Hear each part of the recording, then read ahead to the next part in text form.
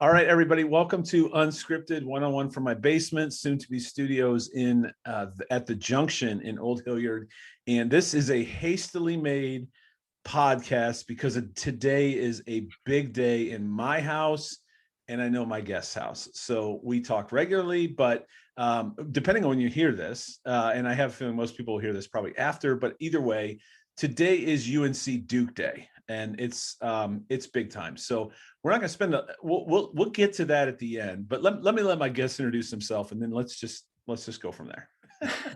Well, yeah, today's a holiday, basically, right? I mean, right. UNC Day. It should be. Yeah. So my name is Mitch Therriault, and I'm a physical therapist at Ohio State. But as you can see from my getup, I'm a big Duke fan at heart. And it's funny, when I was thinking about coming on your show, I was just thinking about the guests you have and the following you have. I'm like, man, I'm going to be the most hated guest coming on this show. I'm sending you to the fire, man. But no, it's all good fun. I'm glad I can get on the podcast because I've been just blown away about what you're doing, and for me to hop on something as fun as Duke UNC Day, I'm really excited. Yeah. And there's no one else I'd rather have on this day, right? It just doesn't make sense. It needed to be you. So when we were texting this morning, you shot me a text. I'm like, let's go, let's do it. So, and we'll get to, like I said, we'll get to it. I don't want to disappoint people. We will absolutely, before it's over, have some playful banter, I'm sure. But let me start off by saying we used to work in the same building, not the same company, same building. And the first time you walked in, I do remember making some comment about, hey man, you can't park that car out there because your car actually has a Duke logo and mine had a UNC logo. And so typically when I would come in every day, I would try to park somewhere in the general vicinity of your vehicle so that, they were sitting next to each other. but no, you took that graciously. Your very first day, what a terrible thing to say to someone on their first day is that's not real welcoming on my part, but you guys were partners of ours and you are with OSU. So let's start with your journey, because you do work for OSU currently. What was the journey? Obviously you attended Duke, I think Dayton as well. So let me let you tell your story and let me get out of the way. Yeah. So, I'm, like you said, a physical therapist at Ohio State, but, my path really started to physical therapy growing up because my grandfather actually owned his own physical therapy business. And then my aunt, his daughter, is a physical therapist. So, early on, it was introduced to me, and I just kind of fell in love with the profession and what you could do to help people. And so, going along in schooling, I always kind of had that idea in the back of my mind. But then as I was going up through undergrad, I went to the University of Dayton. So go Flyers. That's right. That's right. And as I was there, I got really interested in strength and conditioning because I've always been huge sport buff, love the gym, love just working on performance. So while I was there, I actually was a strength coach for a lot of the teams at University of Dayton, which was just an incredible opportunity. And that's when I really realized that I wanted to kind of merge the rehab and performance side of things. So, then I was fortunate enough to go to Duke University. So, go Blue Devils. I just threw up a little bit. Go ahead. I'm just going to keep throwing that out there for you. It's fine. This is fine.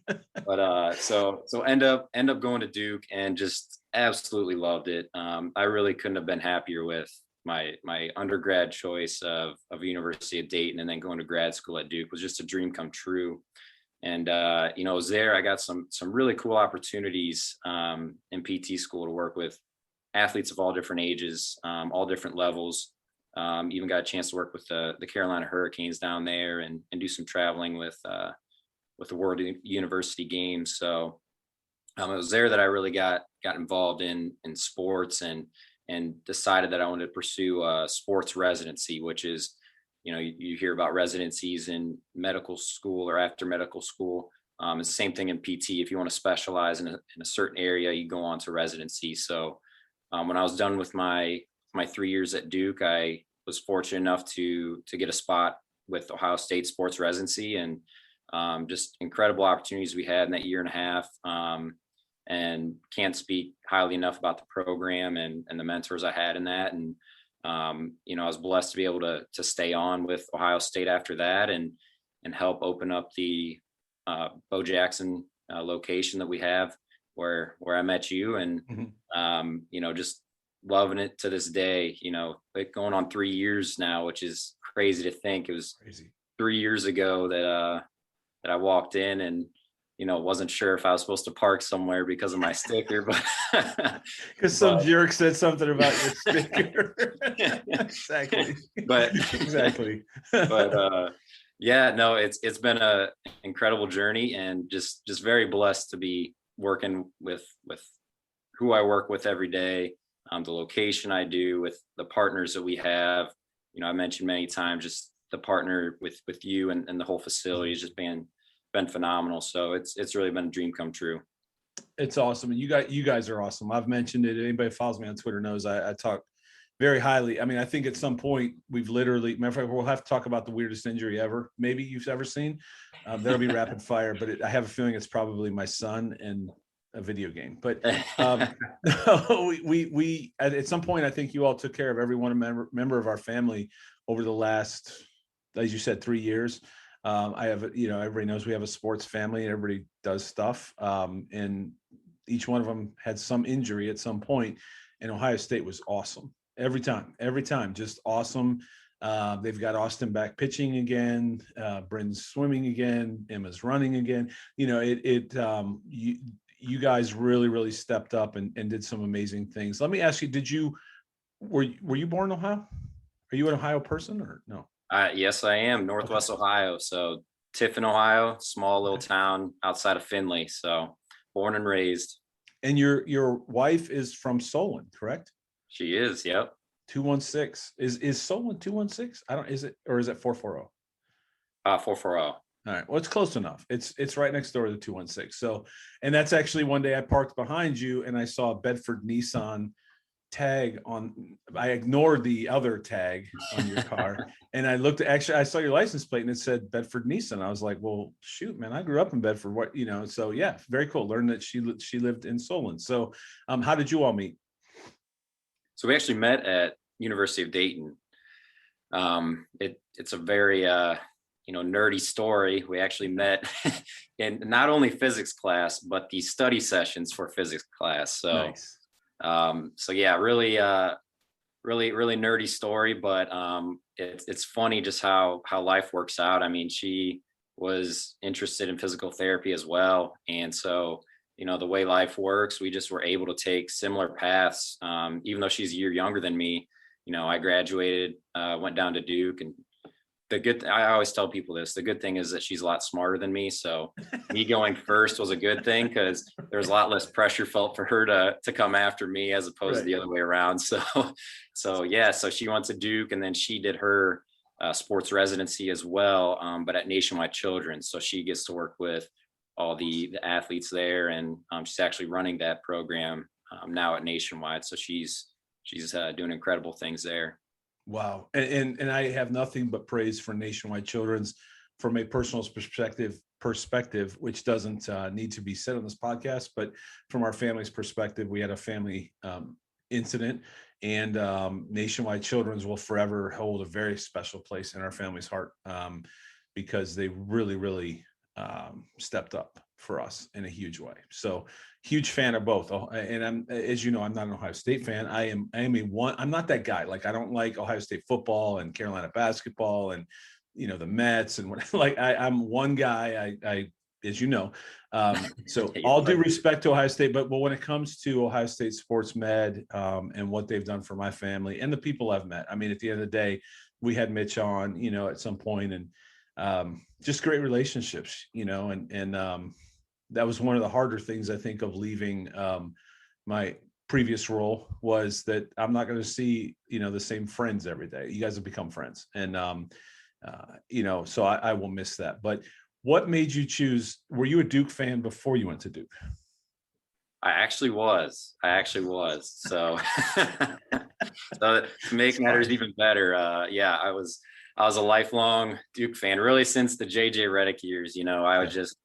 I became hooked, and then you go there. It's one of those schools. Just like I got to give credit, just like UNC, you go there and you're just immersed in it, and you become a diehard fan. So my fandom went from a fan to just diehard at that point, and so yeah, my favorite player to this day is still JJ Redick, and it really all started from there.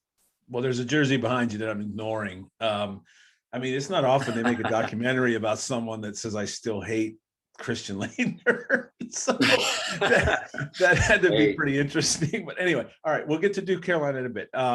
So that's what you do during the daytime, but you also have some passions that you do, I think, on the side. And that was art, which I was really interested to find out about. So talk to me a little bit about art and what you do with that. Yeah, so it's actually something I just recently picked back up during COVID because there's nothing else to do. You're stuck Right. inside, and I grew up drawing a lot, taking art in high school and things of that nature, but was never something that I wanted to pursue fully at the time. Mhm. And so it's been about 10 years since I really picked up a pencil, Wow. and just recently over the past year with COVID, I've been just drawing again and loving it. So it's really become something that I've enjoyed and become passionate about again. And so actually just recently opened up my Instagram account and an Etsy store because I've been working on a couple projects that I think people would appreciate, and I just wanted to share, especially those that like some Cleveland sports icons and some Duke icons and even some pets. So I'll buy the pets yeah. before I buy Duke. Go ahead. Understandable. Right. But No, that's very cool. Very cool. Do you have can you send me something that I could put in this post so people can actually see a sample, and I'll put the links for sure. That's probably the best way actually is the links to your Etsy. So how does Etsy work? What does that mean? Like if I do I just go on and look at your work, and then if I want to buy it, I can? Is that how that works? yeah, so Etsy's all handmade things. So you just can search either me or just any topic on there. But my name on there is Mitch Therriault Art, same as Instagram. And yeah, you just search and you can see the pieces up there. But really, it's just been fun to get back into. Right. Just kind of passion project on the side, and something that I've enjoyed doing. So it's just fun to share with people. With similar passions or similar interests to some of the people that I'm drawing. That's awesome. I gotta think it's a release for you. But I have to tell the story because it was one of the more powerful days. I know you and I met last week and had a beverage and just kind of rehash some history and things. It was really a lot of fun. And you were, let me tell two stories. It was a very bad day for me. It was a rough day for me emotionally, mentally, and a lot of other things. You didn't even know that walking into it. We were just hanging out. And as I said, for lack of a better term, I threw up all over the table emotionally when we were talking. And man, you were gracious, and you and I exchanged some texts this week. And I have to share the story because I asked for your forgiveness because I was working through some stuff, and you were very gracious. So I want to say that because I appreciate your friendship and that you were so gracious. So that's one thing. Now, the second thing was, I think we shared this that night when we were living the good times, and that was there was you'll have to help me, a rock climber. Was he a rock climber by nature? Is that what his passion was, right? Yep. And I don't remember the guy's name. It's not important. What was important was there was a large rock climbing apparatus in the facility that we worked at. And you would ask, hey, this guy's last day of PT. Be pretty cool if he could climb the wall and see where he's at. I'm like, yeah, cool, man, we'll do it. So we strapped him up, and you and I were on the floor, on the ground, and we're watching this guy. And this guy, like, if we were to turn the lights off, I swear he would have been enough light and beaming enough to keep the place lit. It was really cool. It was just so cool to see this guy get back to his passion, what he loved, whether, and we all have our own passions, especially in sports. And I looked over at you and I said, man, is this your why? And you were beaming as much as that guy was, if not more, Yes, because, I was. you got him back. And I think that's, that has to be, I don't want to put words in your mouth, but that has to be why you do this. And I know I saw it that day personally. I saw it with my own eyes, that's why you guys do what you do, is to get people back to work and play. Is that fair? Oh, absolutely. I mean, that's the most fulfilling feeling ever is helping somebody get back to what they love doing. And, that's why I got into this profession. And, that's why I practice in the area that I do. I mean, watching him be able to climb up there when he thought, he wasn't ever going to be able to do that again. And on top of that, being able to do that, in rehab and actually taking him through that full spectrum. I mean, anywhere outside of our partnership, it's going to be rare to find that. And that was one of those moments that still stick with me. One of the just biggest moments of working with you guys in the partnership and the facility that really stands out. Like, yeah, we're putting something special together here because we can do this for people. And he had a major shoulder injury, is that right? Or was it arm? Yeah. It was something that would keep anyone from being able to climb. I mean, it was awesome. It was a really cool moment for I think you and I both, and especially for him. And I wasn't even involved in his rehab, but to just have a moment and watch him realize I can do this again was really cool. And I got to think that makes days. I got to think there's some tough days because people. So let me ask you that. People probably arrive after a surgery, after a major injury, or at the very beginning. How hard are those days when that runway is really long? There's a finish, but there's a long runway. How hard are those days compared to the day we saw where it was the end? It's tough. Yeah. You really empathize with what the patient's going through because the road and kind of the place that they're in just from seeing it with other patients. But you really empathize with that, and but it makes the journey really worth it. And you just got to keep encouraging them, keep showing that progress, and then it's just so rewarding once you get to the end, and you can even see as they progress, and you kind of think back the person you met early on, and then the person as you're getting closer to that end point. It's just it can be night and day because they're going through something that a lot of times is impacting their life and is one of the darkest times. And being able to help bring them to that point, it's really cool. And you make a friend in the process, and you really get to see them kind of become themselves again because they're out of that dark time. So it's really fun, and it's a really, really rewarding profession. And before we get off, there's one other thing I want to talk about with regard to growth and those kind of things. But before we get there, before I forget, what if I'm listening to this, or if my child's injured, what's the best way to reach out to OSU Sports Med? Because they're the best in the biz. I mean that genuinely. Just my own commentary, they're the best in the biz, and people like yourself are just awesome. And my own family has witnessed that. What's the best way for somebody to reach out to OSU Sports Med?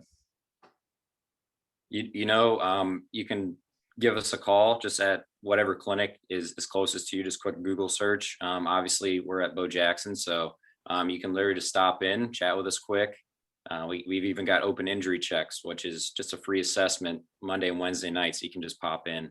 But outside of that, I mean, reaching out by email to any of us, we'd be more than happy to help. So, any way you can reach out, we're happy to get in contact with you. And great toys. You guys have some cool toys. Yeah, we're spoiled with all the equipment and everything that we have at our disposal for rehab. So yeah, very spoiled. 100%. Great toys. They're a lot of fun. All right. One more thing I want to talk through, and that is you all stepped up, and you and I talked about this again last week, but there was an opportunity. The details aren't really important, but we had created this thing called a sports performance academy, kind of like an IMG academy experience with a local school district. We had two people sign up, and it was interesting. I was just telling this story, I think it was yesterday or the day before, about one of the clients or students. When he came in, he was, I can't, the words maybe not be best, meek, mild, quiet, reserved, shy, you name it. And we put this together, and you all just stepped up, especially yourself. You stepped up, you built a curriculum. You spent, I think, 3 or maybe all 5 days with them. You literally Ohio State stepped up, but yourself, you personally just took this project on and owned it. And because of that, I was telling somebody the other day, we went to their halfway point. I don't know, I can't remember what you call it. I'm sure there's some semester break, quarterly, whatever. We went to that, and you and I were sitting in the presentation, and this kid that was meek, mild, quiet walks in, and first of all, he's a little bit rocked up. I mean, what did he say? He gained like 20 pounds of muscle. He just went all in on this project, and he walks in, he's full of confidence. His mom and dad sent me a note and said, man, he's so he's just so full of confidence. And he gave his presentation, and the whole time we're sitting there like, is this the same kid? Because this kid's he put on an awesome presentation. He knew how to do his own workout. It was an awesome experience for those kids, and for you and I to sit back. It was almost like sitting back as parents and watching him all grown up now. It was really cool. Would you agree that? So first of all, thank you. But second, would you agree that it made all the difference in the world? Absolutely. It was so cool to watch that growth. We were fortunate to work with them all semester, both semesters actually, but what you're referring to, through that whole semester to the halfway point, and just the growth in those 4 months was incredible. You mentioned the physical side, the strength and all of that they're working on, but where I was the most proud was the knowledge, the confidence, and just the ability to stand up in front of people and present this information that they had no idea about, 4 months ago. And so it was one of the most, rewarding parts of my career at this point, to be honest with you, just because, we got to spend so much time with those kids, and both of them for different reasons grew so much. I mean, both of them had their areas. I mean, we talked a lot about injury prevention and taking care of yourself, and the other student, took that and ran with it. And that, I feel like the areas that they needed to grow the most, that they really latched on. And it was really cool to see where they ended up at the end.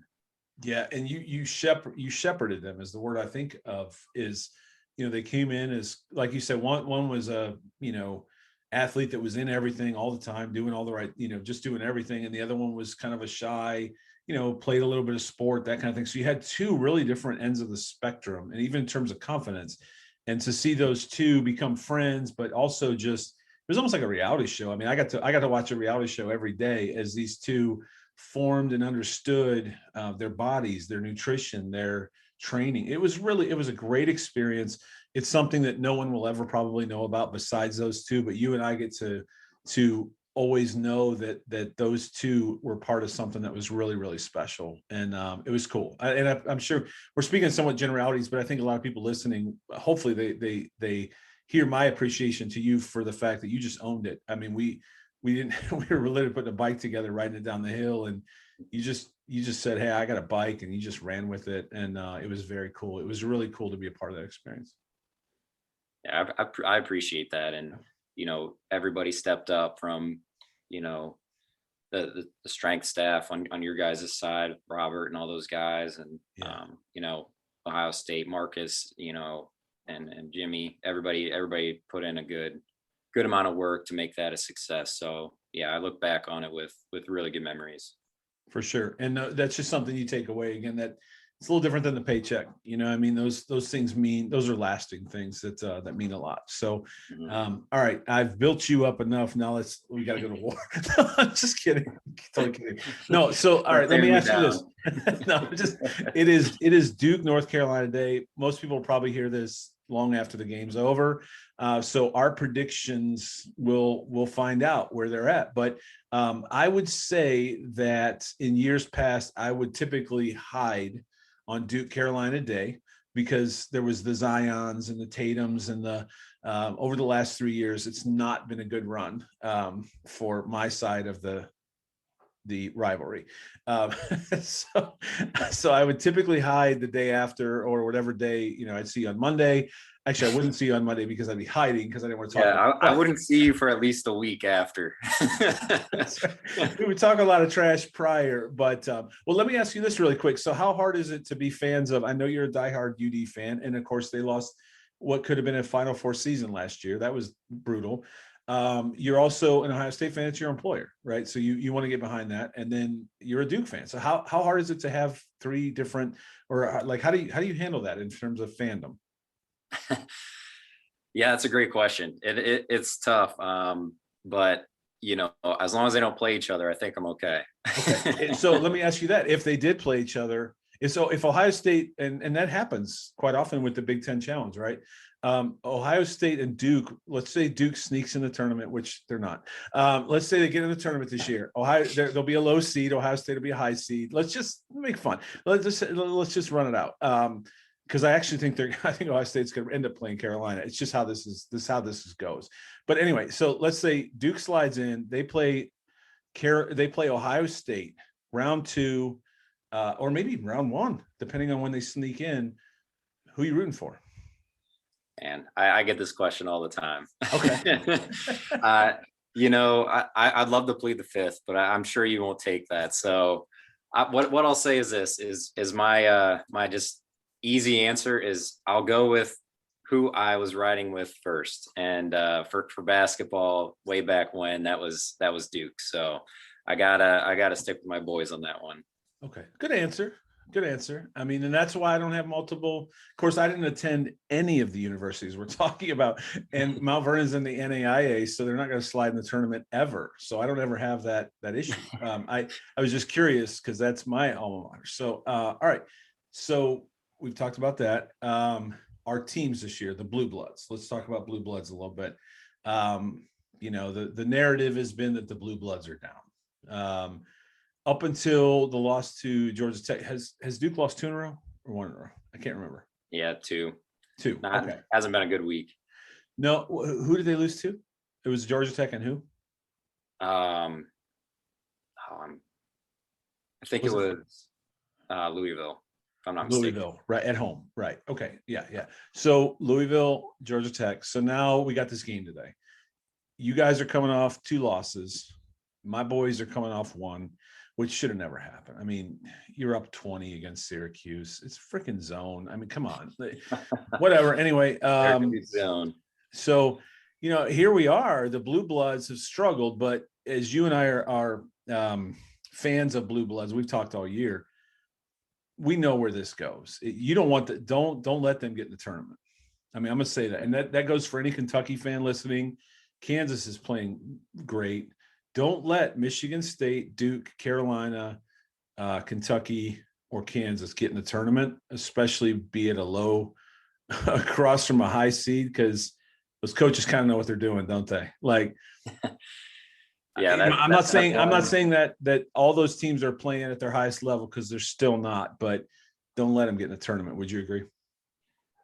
Definitely. That's my one saving grace this year is I'm like, if we can just get in, you never know what's going to happen. So I think we've talked about this, it's been such a weird year and it sounds like an excuse, but I think missing out on those big tournaments early on and just having the schedule changes and all of that.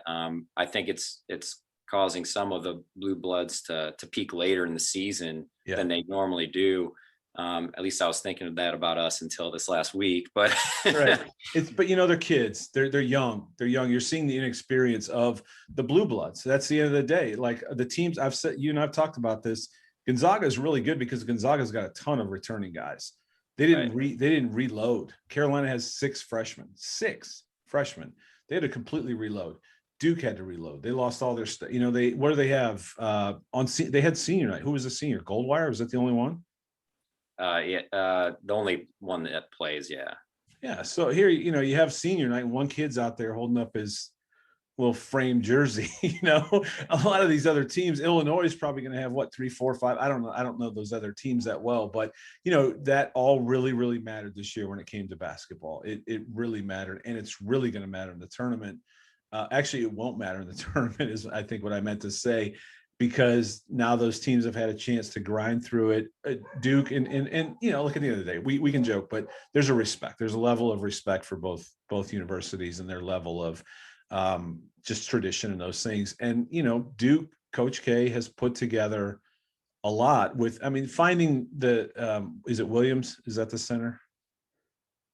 Biggest, so discovering him halfway through the year, right? And just his impact. I'll never forget, what was the year they won with? Is it Zubats? Was that his name? Zubats? Yeah. Zobik. What was his name? Zubac. Yeah. Like this kid, he didn't do anything all year. He was just stiff. And then they get in the tournament, and literally this kid, game after game after game, he just, something clicked, and he was embracing it. I think they won a title, right? Didn't they win a title with him? That was the Nolan Smith, right? We always have. It seems like when we really make a run, we always have that guy. It's just we turn something on, in the middle of the year, and it's like we've been kind of waiting for that this year, and it just hasn't quite come. But I'm hoping, we can make a run starting with tonight. We need tonight regardless, but if we're gonna make a run, we gotta get it going. Tonight is a must win for both. I think more so Duke than Carolina. I think they could still slide in, because right now they're not in the bottom 4, last 4, first 4, whatever the Lenardi does. Duke is still kind of in that mix. I think Carolina's sitting outside of it high enough that they could possibly get away with a loss tonight, but they can't lose anymore.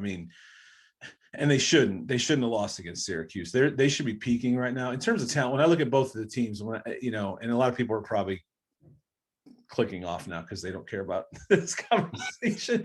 But anyway, I do, when I look in terms of talent, Carolina has no excuse to not be better than they are at this point. I will say, watch out for them if they all come back next year and the year after, and they could make a pretty good run here for a while. But there's no excuse at this point for 20 turnovers.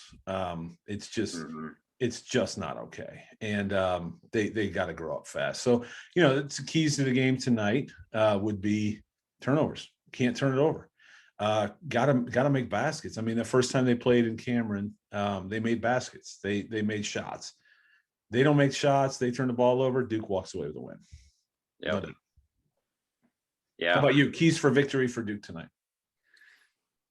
Man, I think some of it comes down to the same thing, taking care of the ball, but it's consistency too. I just feel like we're up and then we're down, and I think we just lack some of the confidence to close some of these games out, and we're getting a lot of overtime games and just not pulling them out. So I think some of it comes from just confidence and being consistent down the stretch. So if we can keep it close, I think it's going to come down to the last 4 minutes, who can execute those last 4. Always. Doesn't matter what the score is. It's always going to come down to the last 4 minutes. And it's typically Carolina blowing a 20-point lead. So, all right, which leads me into rapid fire, because I'll tell you mine. I'm asking yours and then I'll tell you mine. When you look at Carolina, what is the one memory that you have and you're just like, I can't let that one go. It hurts too bad. Or is there one? For me, I've got two or three. Oh, I've got a few, but all right. So what's the first thing that comes to your mind when I say Carolina? What's the game you think of from a bad perspective? For a Duke UNC game perspective? Yeah. That would have to be, my last game, my last Duke UNC game, where, they came in and beat us. And, that one just rips your heart out, especially to go out that way. Who was on that team? For the Duke side? Carolina. What year was that? I could probably tell you. That would have been the 2015-16 season. Okay. So is that the Barnes? Is that Harrison Barnes? No, I think it was like Justin Jackson, Yeah. I think it was those guys. Yes, you're right. You're right. Justin Jackson, Joel Berry. Yeah, Joel Berry.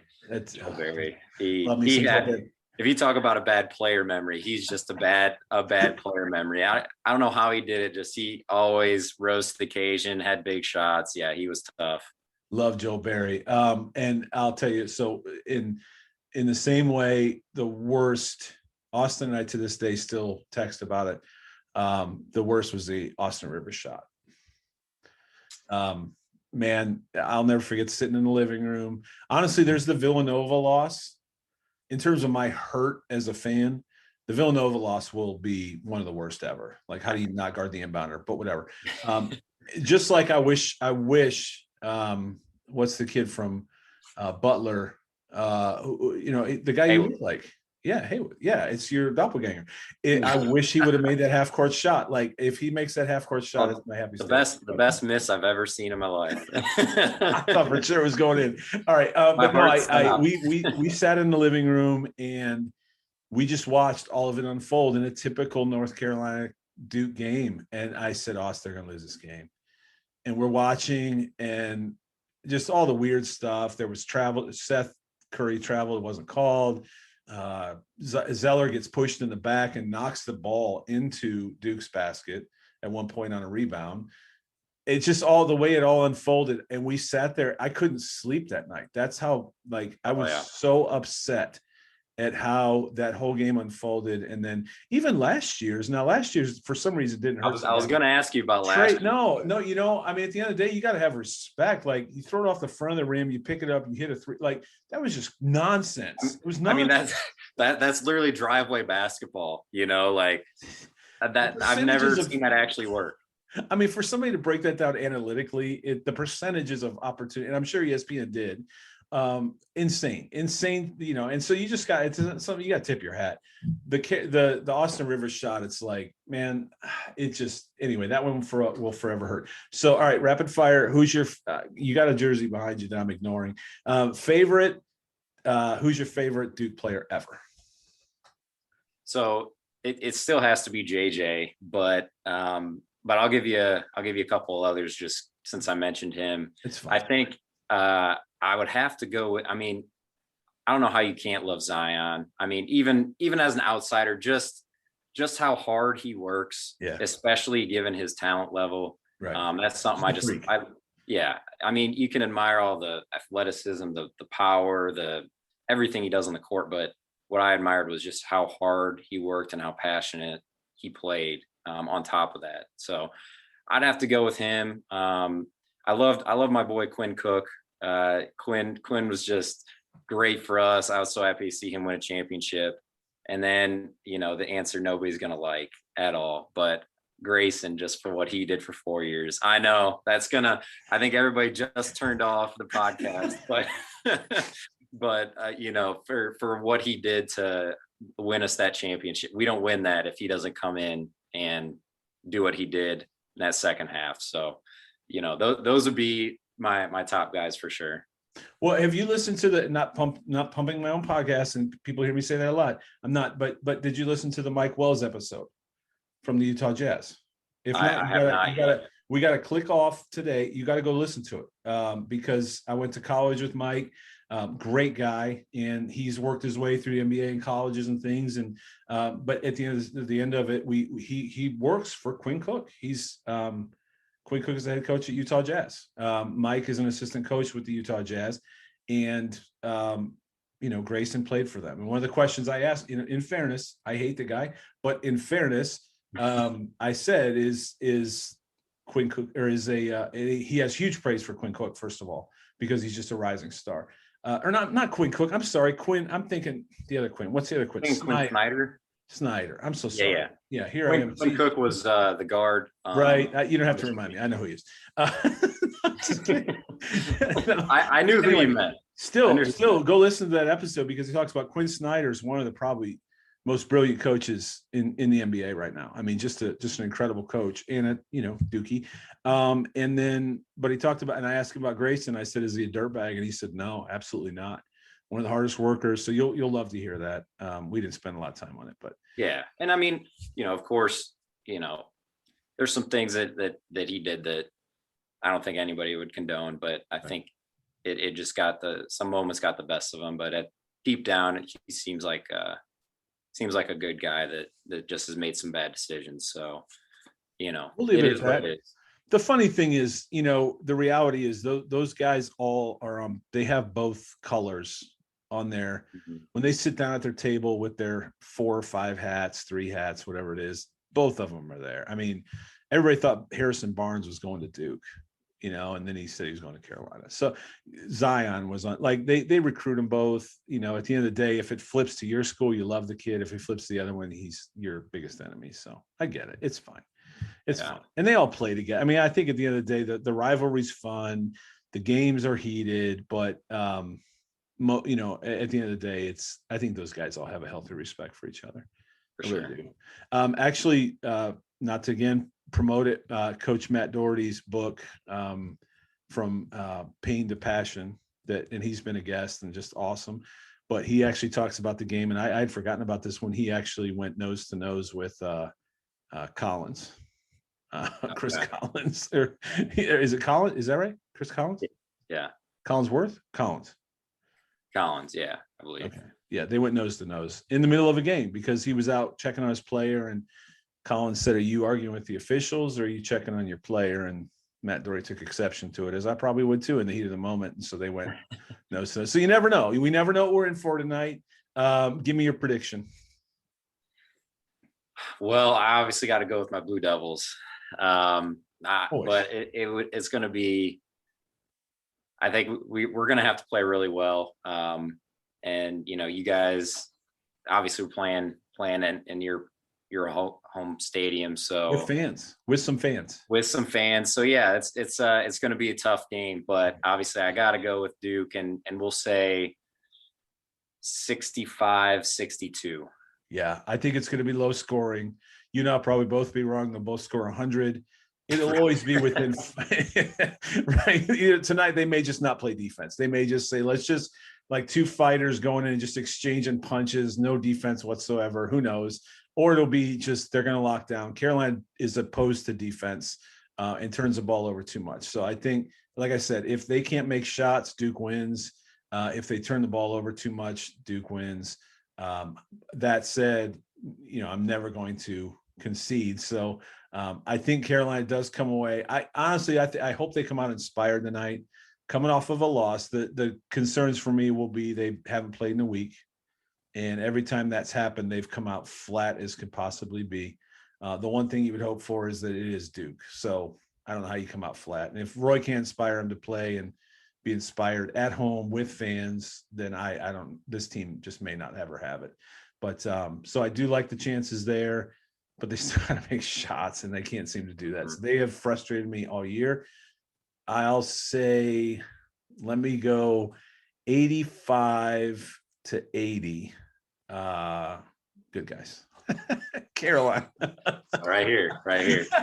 So, but I saw something that said they haven't swept, and like it's only happened like 3 times in the past decade or something. I don't know. That's probably completely wrong. But anyway, it doesn't happen often that one of the teams sweeps. There's always a split. So luckily they got one already. So, but all that to say, man, I thanks for coming on. Thanks for texting this morning and reminding me, because I was going to forget that we were going to do this, and this is fun. It's fun. But at the end of the day, the story really is your art. I want to get those links out.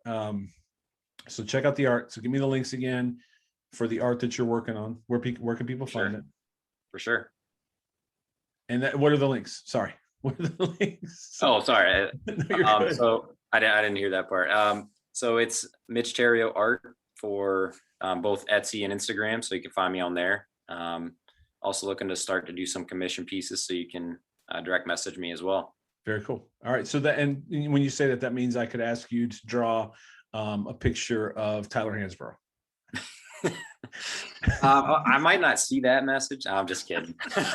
I'll draw anybody. I'm gonna do it. I'm gonna do it just so it's irritating. No, I'm just kidding. No, that's very cool. So we'll get those links up. Also, if they want to reach out to Ohio State, if they're currently injured, ever have a family or a team member or friend that's injured, go check out Ohio State, work with the team. They're amazing. And anything else, any final words before we log off?